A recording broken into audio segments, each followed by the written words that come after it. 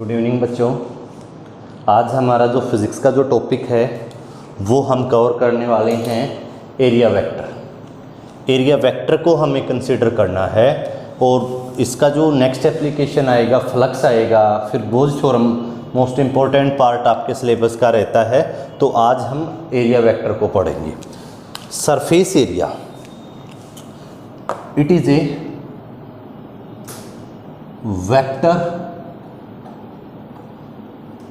as well as scalar quantity। scalar quantity बच्चों, area जो है एक ऐसी टर्म है जो वेक्टर भी होता है और स्केलर भी होता है, डिपेंडिंग ऑन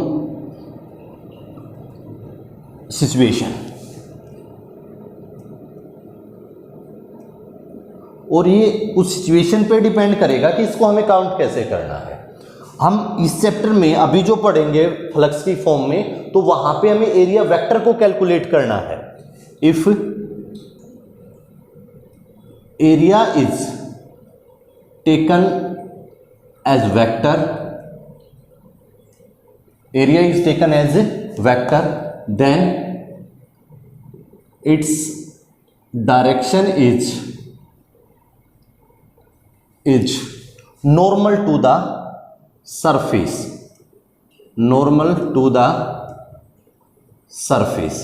अगर बच्चों हम इसको वेक्टर काउंट करेंगे ना तो इसकी डायरेक्शन क्या होगी, नॉर्मल टू द सरफेस होगी। तो देखो कैसे नॉर्मल टू द सरफेस है। पहले हम यहां जो निकालेंगे, मान लीजिए कि हमारे पास ये कोई एरिया वेक्टर है, कोई एरिया है इधर,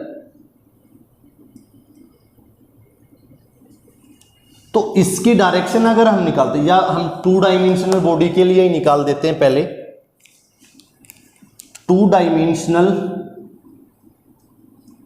बॉडी के लिए एरिया वेक्टर की डायरेक्शन निकालेंगे। बच्चों देखो, अगर हमारे पास एक एक्स वाई जेड प्लेन है भाई,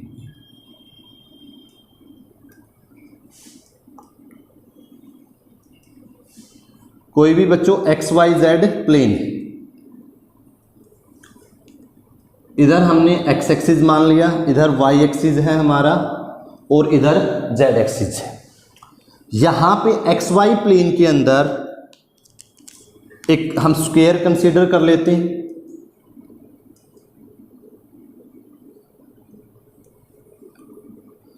ये साइड ए है, ये साइड ए है, इसका नोमेनक्लेचर कर दीजिए ए बी सी और डी। हमें इस एरिया को कैलकुलेट करना है विद इट्स डायरेक्शन। तो यहां एरिया जो होगा, स्क्वायर है तो क्या हो जाएगा, साइड की स्क्वायर। क्लियर बच्चों, एरिया क्या हो जाता, साइड का स्क्वायर हो जाता। तो बड़ा आसान था इसको कैलकुलेट करना, तो ये कितना हो जाएगा, ए स्क्वायर हो जाएगा बच्चों। लेकिन अब बात आई इसकी डायरेक्शन की। ये जो वाई प्लेन है एक्चुअल में ये ऐसे है, बाहर की तरफ निकलता हुआ, बाहर की तरफ निकलता हुआ, यानी कि ऐसे एरिया है। और इस एरिया पे आप जैसे बोर्ड के ऊपर है हमारा, टू डायमेंशनल बोर्ड है ये, अगर इसके ऊपर हम एरिया की डायरेक्शन निकालना चाहते हैं तो perpendicular to the surface, away from the surface, ऐसे बाहर की तरफ आएगा। अगर ये ऐसे होता तो इसके ऊपर परपेंडिकुलर ऐसे ड्रॉ करना पड़ता ऊपर की तरफ, या फिर बच्चों इसके ऊपर परपेंडिकुलर हम ऐसे नीचे की तरफ भी ड्रॉ कर सकते हैं। अगर 2D का मतलब यहां पे ओपन सरफेस है, ये ध्यान रखना, open surface.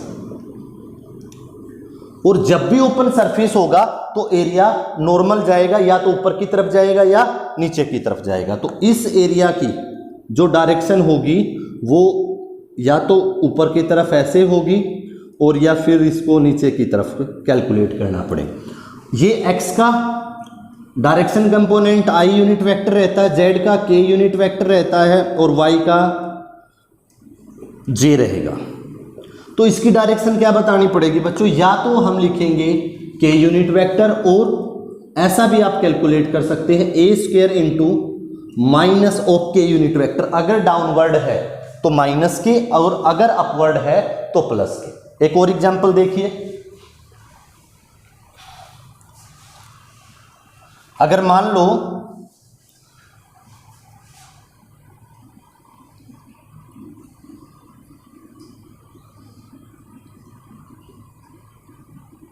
X Z Y, X Z plane के अंदर कोई सर्कुलर पाथ है।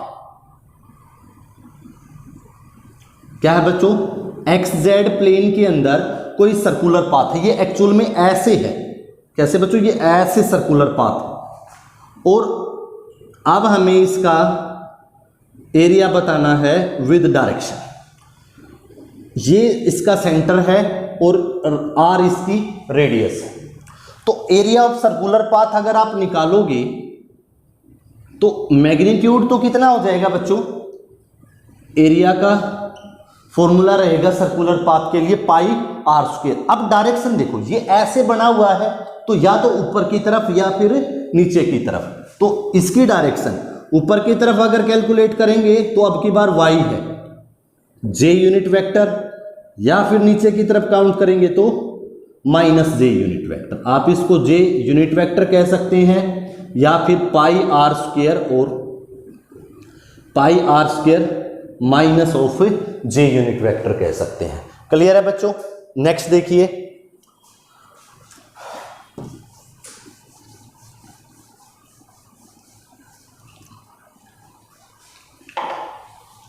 अगर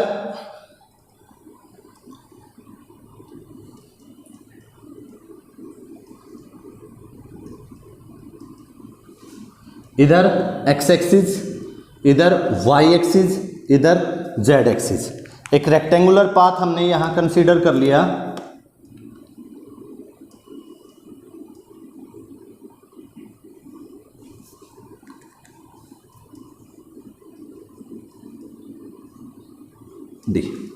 इसका लेंथ L है, इसका ब्रेड्थ जो है वो B है। इस एरिया वेक्टर को हमें कैलकुलेट करना है।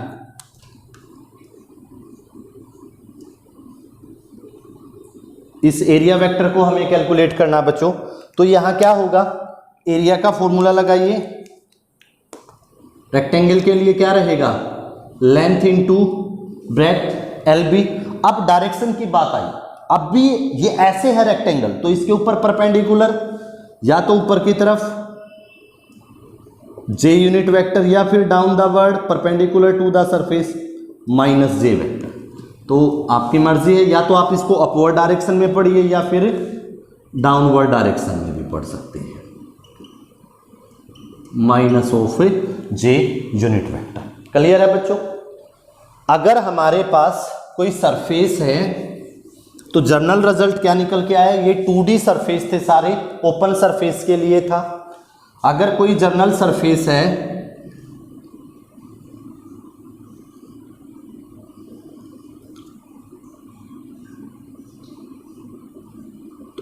इस पे अगर हम एरिया वेक्टर कैलकुलेट करेंगे बच्चों, तो जो एरिया वेक्टर होगा वो इसके ऊपर नॉर्मल आ जाएगा भाई, नॉर्मल। n यूनिट वेक्टर लिख देंगे उसकी डायरेक्शन को, और ds वेक्टर लिख सकते हैं। और ds वेक्टर जो लिखा जाएगा वो ds magnitude into direction.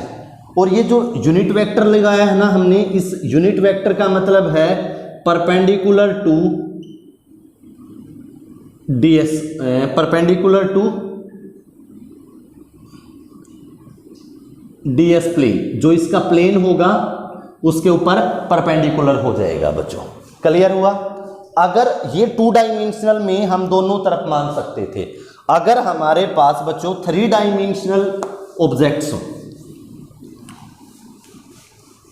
3 dimensional यानी कि क्लोज्ड सरफेस, क्या हो बच्चों?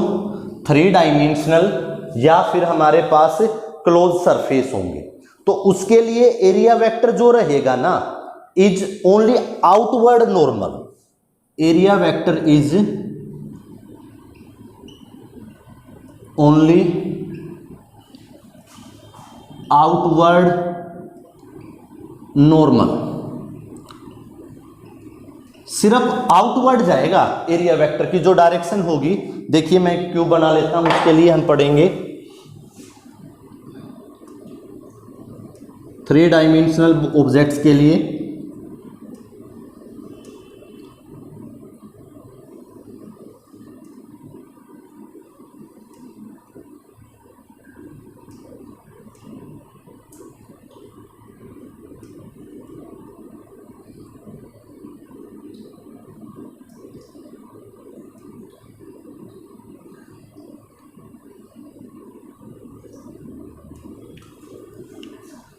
अगर हमें इस अपर पार्ट का एरिया बताना है, उसकी डायरेक्शन बतानी है, तो सिर्फ आउटवर्ड नॉर्मल बाहर की तरफ निकलता हुआ ये डायरेक्शन हो जाएगी एन यूनिट वेक्टर। अगर हमें इस वाले रीजन का नॉर्मल वेक्टर बताना है तो बाहर की तरफ अवे, सिर्फ बाहर की तरफ आएगा एन यूनिट वेक्टर। अगर नीचे वाले रीजन में जाना है तो अवे इधर आ जाएगा एन यूनिट वेक्टर। सेम अगर इस रीजन का कैलकुलेट करेंगे बच्चों, अगर इस रीजन का कैलकुलेट करेंगे तो इधर बाहर की तरफ आ जाएगा एन यूनिट वेक्टर। क्लियर हुआ? अगर हमारे पास 3 डायमेंशनल कोई भी बॉडी होगी तो सिर्फ अवे बाहर निकलने वाला हमें कैलकुलेट करना है। जैसे दूसरा एग्जांपल देख लीजिए, अगर एक सिलेंड्रिकल बॉडी है,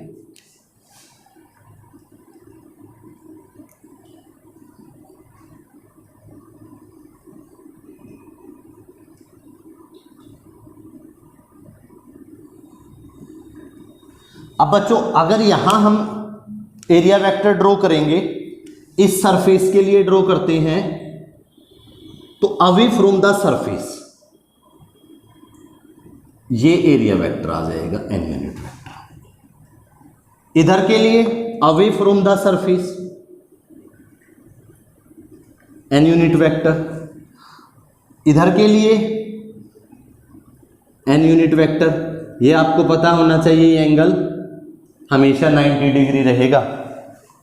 और अगर बॉटम एंड के लिए निकालेंगे तो इधर के लिए निकालो आप, तो क्या होगा? अवे फ्रॉम द, परपेंडिकुलर तो रहेगा लेकिन दूर जाता हुआ, अवे फ्रॉम द सरफेस, ये आ जाएगा इसके लिए एन यूनिट वेक्टर की वैल्यू।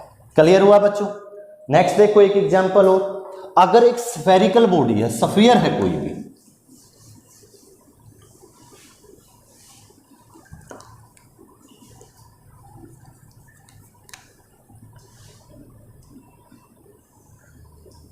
कोई स्फेरिकल बॉडी होगी तो area vector away from the surface तो जाएगा ही, 3 डायमेंशनल ऑब्जेक्ट है।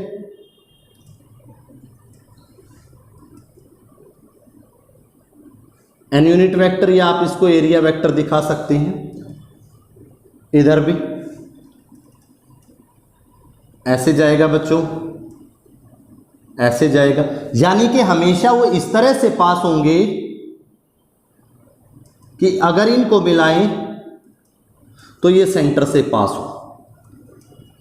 एरिया वेक्टर, इधर भी एरिया वेक्टर, इधर भी एरिया वेक्टर, हमेशा ऐसे पास होंगे कि वो सेंटर से जब उनको मिलाया जाए तो सेंटर से पास हो जाए। जैसे इधर है एरिया वेक्टर, इधर भी अगर इसको मिलाएंगे तो इधर से निकलेगा एरिया वेक्टर। सिमिलरली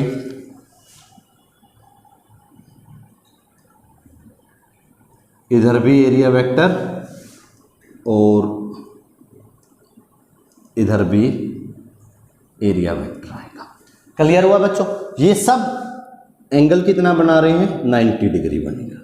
सरफेस के साथ जो एंगल होगा इनका, हर पॉइंट पे वो 90 डिग्री कवर किया जाएगा। क्लियर हुआ? नेक्स्ट टॉपिक देखिए, electric flux.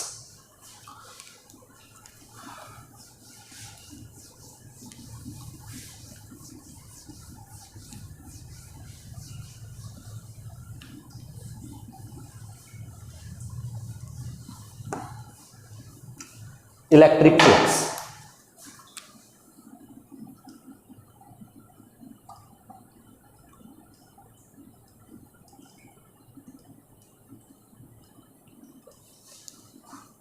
It is defined as the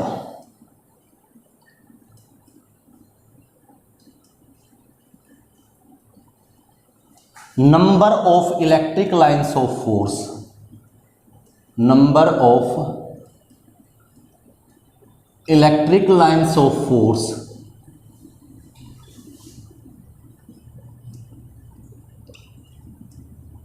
passing through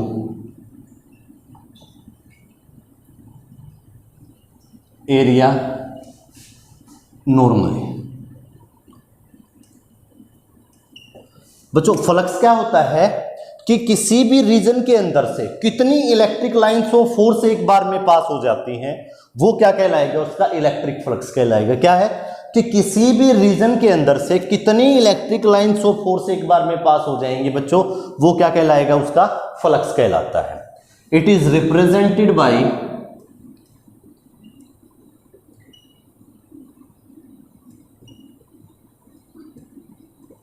phi E. यहां ई रिप्रेजेंट करता है बच्चों इलेक्ट्रिक फ्लक्स को। Phi is equal to A dot A, phi is equal to A dot A. Flux जो depend करता है ए dot ए पे depend करता है। आप इसको ओपन करके ये लिख सकते हैं phi is equal to E A cos theta. जो फ्लक्स होगा बच्चों हमारे पास, उसके दो फॉर्मूले निकल के आए, phi is equal to A dot A और phi is equal to E A cos theta. अभी हम देखेंगे कि जो फ्लक्स है वो इलेक्ट्रिक फील्ड पे डिपेंड करता है, एरिया पे डिपेंड करता है और एंगल पे डिपेंड करता है। अब यहां जो हमारे पास फ्लक्स आया इस रिजल्ट से phi is equal to E A cos theta, dot product है तो electric flux is a scalar quantity. Scalar term रहेगा, इट्स एसआई यूनिट इज, देखिए बच्चों phi is equal to E A cos theta है। Electric field की unit होती थी Newton पर कूलम और एरिया की होती है मीटर स्क्वायर, तो यूनिट क्या बन जाएगी, न्यूटन पर कूलम मीटर स्क्वायर। एक यूनिट, दूसरी यूनिट भी रहती इसी को, इलेक्ट्रिक फील्ड की एक यूनिट होती थी वोल्ट पर मीटर और एरिया की होती है बच्चों मीटर स्क्वायर, तो एक यूनिट और भी बन गई वोल्ट मीटर। इसको ये ऐसे भी पढ़ सकते हैं हम, एक यूनिट और हो जाएगा, उसको बोलेंगे volt metre. It's dimensional formula is,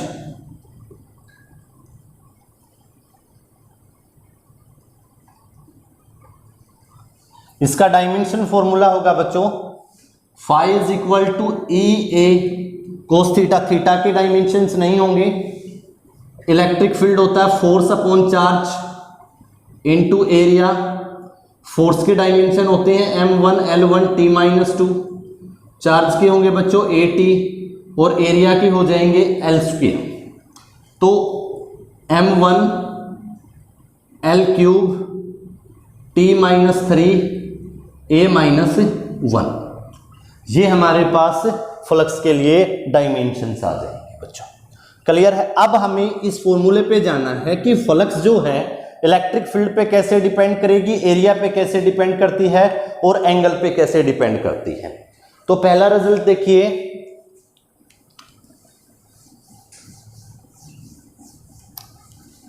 हम इलेक्ट्रिक फील्ड फ्लक्स के लिए जो फॉर्मूला बनाए हैं phi is equal to E A cos theta.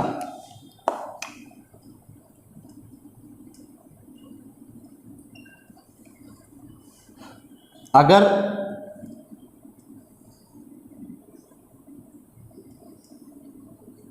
ये एरिया है कोई, सेम इधर भी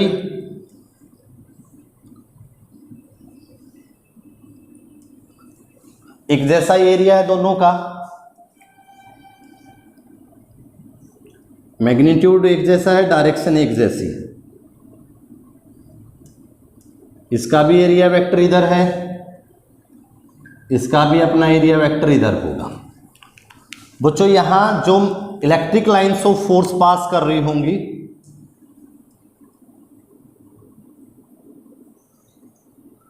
वो ऐसे पास कर रही हैं इधर से, और यहां से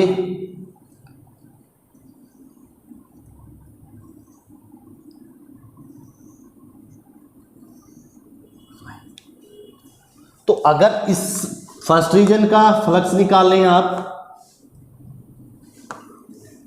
तो ये रहेगा 1 2 3 बच्चों 3 यूनिट रहेगा, और सेकेंड रीजन का फ्लक्स निकालेंगे तो 5 यूनिट फ्लक्स रहेगा। जितनी ज्यादा electric lines of force pass होंगी बच्चों उतना ही ज्यादा फ्लक्स हो जाएगा। जितनी ज्यादा electric lines of force pass होंगी उतना ही ज्यादा फ्लक्स हो जाएगा। तो हमने फ्लक्स की जो डेफिनेशन दी थी वो यही है कि कितनी electric lines of force pass होती हैं वो उसका फ्लक्स कहलाएगा। अब यहां से हम एक बात और बता सकते हैं फ्लक्स के लिए कि इलेक्ट्रिकल एनर्जी, अगर किसी चार्ज को इलेक्ट्रिकल फील्ड में रखा जाए तो वो चलना शुरू कर देगा। पॉजिटिव है तो in the direction of electric lines of force, और अगर नेगेटिव है तो opposite to the electric lines of force move करता है। तो जब वो मूव करेगा तो उसका मतलब एनर्जी आती है। तो इलेक्ट्रिक फील्ड एनर्जी प्रोवाइड कराती है। तो हम फ्लक्स को ऐसे भी डिफाइन कर सकते हैं कि how much energy is pass through this area, कि किसी एरिया में से कितनी इलेक्ट्रिकल एनर्जी पास होती है, कितनी एनर्जी पास होती है, वो क्या कहलाता है, हमारा फ्लक्स कहलाता है। तो एनर्जी की टर्म में भी हम फ्लक्स को डिफाइन कर सकते हैं। क्लियर हुआ? सेकंड देखिए, इलेक्ट्रिक फील्ड, इसका मतलब ये हुआ कि जो फ्लक्स होगी phi is directly proportional to electric field. जितनी ज्यादा इलेक्ट्रिक फील्ड होगी फ्लक्स उतना ही ज्यादा होगा। सेकंड केस समझिए, एरिया पे कैसे डिपेंड करेगी।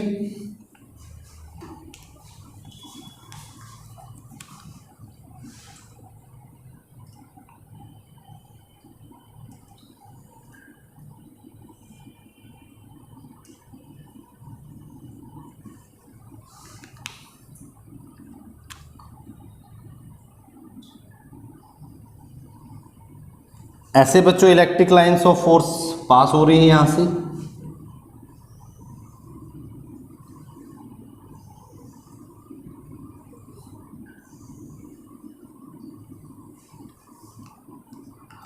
और कोई दूसरा एरिया जो कांटेक्ट में था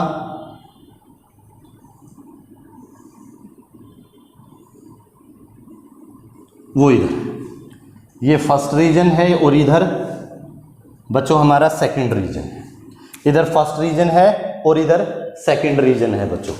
तो फर्स्ट रीजन और सेकंड रीजन में आप देखिए यहां से कितनी electric lines of force pass होती है, 1 2 3। तो इस रीजन का जो फ्लक्स होगा वो 3 होगा, इस रीजन का जो फ्लक्स होगा वो 5 होगा। इस रीजन का फ्लक्स 3 है बच्चों और इस रीजन का फ्लक्स 5 है।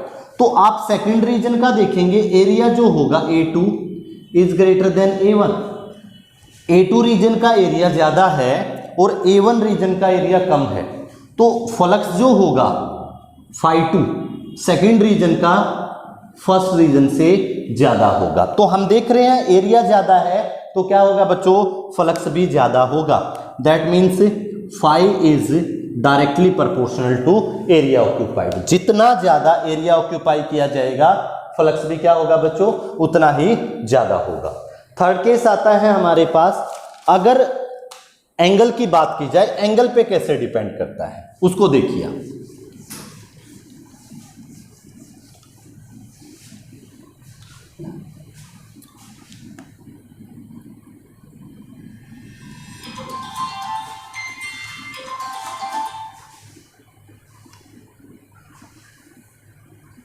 अगर एंगल की बात करेंगे हम,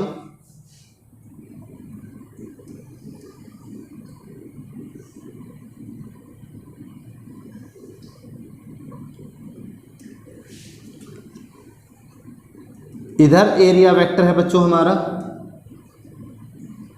और अब की बार जो इलेक्ट्रिक लाइंस ऑफ फोर्स हैं वो ऐसे पास हो रही है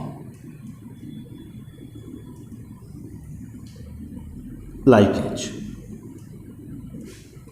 और इन इलेक्ट्रिक लाइंस ऑफ फोर्स ने एरिया के साथ एंगल बनाया हुआ है थीटा।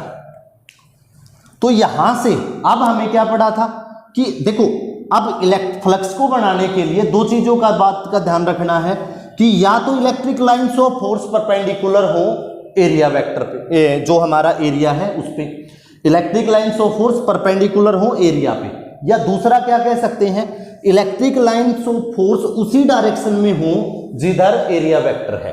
क्या है बच्चों, फिर से समझना, या तो electric lines of force area पे परपेंडिकुलर हो, या दूसरा हमें वही कंपोनेंट इलेक्ट्रिक फील्ड का चूज करना पड़ेगा जो इन the direction of area vector हो।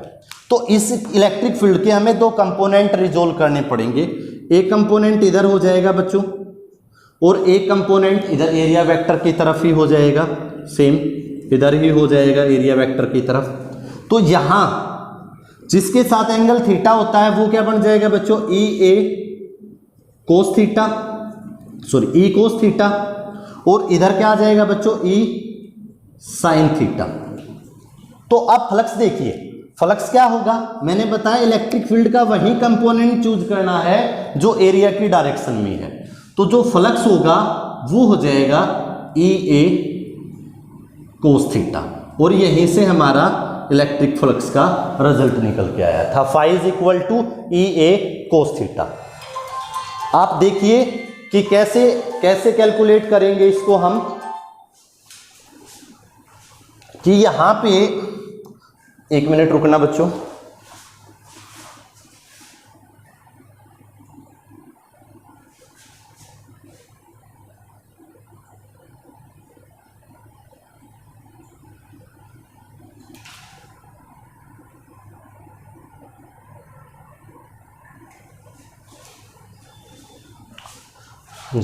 देखो इसको कैसे कैलकुलेट कैसे किया जाएगा, एंगल पे कैसे डिपेंड करता है इसको देखिए।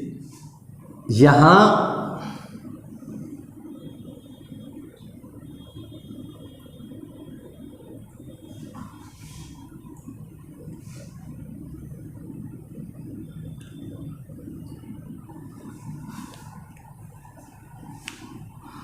एरिया वेक्टर इस डायरेक्शन में है और इलेक्ट्रिक लाइंस ऑफ फोर्स भी ऐसे ही पास हो रही है, क्लियर है बच्चों। और ये एरिया वेक्टर ऐसे होता बाहर की तरफ, लेकिन electric lines of force surface के साथ साथ चल रही हैं, अब की बार सरफेस से पास नहीं हो रही। इसको अंडरस्टैंडिंग के लिए ऐसा समझ लो कि हमारे पास जो ऐसे है, पहले केस में एरिया वेक्टर ऐसे है बच्चों और इलेक्ट्रिक लाइंस ऑफ फोर्स ऐसे पास हो रही है, दूसरे केस में एरिया ऐसे है, इलेक्ट्रिक लाइंस ऑफ फोर्स साथ साथ पास हो रही है। तो जो फर्स्ट केस होगा यहां पे थीटा कितना हो जाएगा बच्चों 0 डिग्री, और यहां पे थीटा कितना हो जाएगा, एरिया बाहर इलेक्ट्रिक लाइंस ऑफ फोर्स ऐसे, तो थीटा हो जाएगा बच्चों 90 डिग्री। तो इस केस में जो फ्लक्स निकालेंगे हम वो हो जाएगा ई ए कोस 0, कोस 0 1 हो जाएगा, तो फ्लक्स हो जाएगा ई इंटू ए, ई इलेक्ट्रिक फील्ड और एरिया। यहां पे निकालोगे तो phi is equal to E A कोस 90, कोस 90 होता है बच्चा 0, तो फ्लक्स हो जाएगा यहां पे 0। तो आप देख सकते हैं यहां एंगल अलग था तो फ्लक्स अलग है, यहां एंगल अलग था तो फ्लक्स अलग है। ओके, एंगल कहां कहां का है, जो थीटा है वो किस किस के बीच का एंगल है, इलेक्ट्रिक फील्ड और एरिया वेक्टर के बीच का एंगल है। Theta is the angle between electric field and area vector. Theta जो है बच्चों वो कहां है, एंगल है इलेक्ट्रिक फील्ड और एरिया वेक्टर के बीच का एंगल है ये, क्लियर हुआ। और जो ये फॉर्मूला है ना, phi is equal to E A cos theta, phi is equal to E A cos theta, valid only for uniform electric field, uniform electric field. Phi is equal to E A cos theta है वो सिर्फ और सिर्फ uniform electric field के लिए applicable है बच्चों। इससे फ्लक्स आप यूनिफॉर्म इलेक्ट्रिक फील्ड का निकाल सकते हैं, यानी कि जब डायरेक्शन भी सेम हो हर पॉइंट पे और मैग्नीट्यूड भी सेम हो तो ये फॉर्मूला वैलिड है। अगर मान लो नॉन यूनिफॉर्म इलेक्ट्रिक फील्ड है बच्चों, क्या हो, नॉन यूनिफॉर्म इलेक्ट्रिक फील्ड। एक रीजन क्रिएट कर लेते हैं हम जहां पे नॉन यूनिफॉर्म इलेक्ट्रिक फील्ड है। ये हमारा कोई एरिया वेक्टर है बच्चों, इधर जो होगा E1 इलेक्ट्रिक फील्ड है, इधर direction wise E2 electric field है, और इधर बच्चों E3 इलेक्ट्रिक फील्ड है। तो अब फ्लक्स निकालना, तो क्या करेंगे, यहां पे एक स्मॉल रीजन कट कर लीजिए, यहां पे भी स्मॉल रीजन कट कर लीजिए, यहां पे भी, और उस स्मॉल रीजन का जो एरिया होगा बच्चों वो हमने DA कंसीडर कर लिया या DS कंसीडर कर लिया आप लोगों ने, DS। तो इस रीजन का, फर्स्ट रीजन का जो फ्लक्स होगा d∅1 किसके बराबर होगा बच्चों, E1 dot ds। Second region का फ्लक्स E2 डॉट ds, और थर्ड रीजन का जो फ्लक्स होगा E3 डॉट ds। और अब पूरे का फ्लक्स निकालेंगे, नेट फ्लक्स जो होगा बच्चों, नेट फ्लक्स, उसके लिए इंटीग्रेशन करना पड़ेगा, phi integration of d∅ integration of E dot ds। ऐसे हम उसका फ्लक्स कैलकुलेट कर सकते हैं अगर इलेक्ट्रिक फील्ड नॉन यूनिफॉर्म है। क्लियर हुआ बच्चों? आज यहां तक आप अपना काम कंप्लीट करिए। नेक्स्ट लेक्चर में इनके जो इलेक्ट्रिक फ्लक्स है और एरिया वेक्टर है, इनके अच्छे लेवल के न्यूमेरिकल्स कराए जाएंगे। ओके बच्चों, यहां तक डन कीजिए।